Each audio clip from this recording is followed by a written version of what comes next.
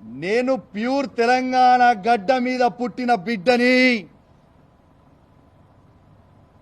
ఏడు నుంచో వచ్చి మాకు మా గడ్డ మీద కూర్చొని నువ్వు సవాల్ విసురితే చూసుకుంటా ఊకోనికే ఈడ భయపడతాం అనుకున్నావా ఏంది బిడ్డ?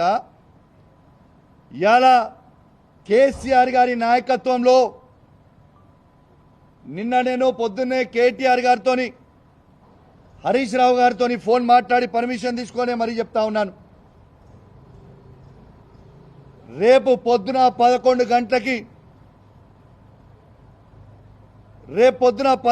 గంటలకి మా మేడ్చల్ జిల్లా పార్టీ ఆఫీస్ శంబీర్పూర్ రాజు గారి నాయకత్వంలో ఆడి నుంచి మేమందరం కలిసి వేలాది మంది కార్యకర్తలు అందరం కూడా మన బీఆర్ఎస్ పార్టీ ఎమ్మెల్యే గాంధీ గారి ఇంటికి పోదామని చెప్పి సందర్భంగా తెలియజేస్తా ఉన్నాను. రేపు దయచేసి కోరుతా ఉన్నాను, బీఆర్ఎస్ పార్టీ ప్రతి కార్యకర్త, జీహెచ్ఎంసీలో ఉన్న ప్రతి కార్యకర్త, ఇలా ఉమ్మడి రంగారెడ్డి జిల్లాలో ఉన్న ప్రతి బీఆర్ఎస్ పార్టీ కార్యకర్త రేపు అందరం కలిసి 11 గంటలకి గాంధీ గారి ఇంట్లోకి ఖచ్చితంగా రేపు పోదాము. ఆడ బ్రేక్ఫాస్ట్ తిందాము, ఆడ లంచ్ తిందాము. గాంధీ గారు కండువ కప్పుకున్న తర్వాత గాంధీ గారిని తీసుకొని తెలంగాణ భవన్కి పోయి ప్రెస్ మీట్ పెట్టి అక్కడి నుంచి గాంధీ గారిని కేసీఆర్ గారి దగ్గరికి తీసుకొని పోదాం. స్వాగతం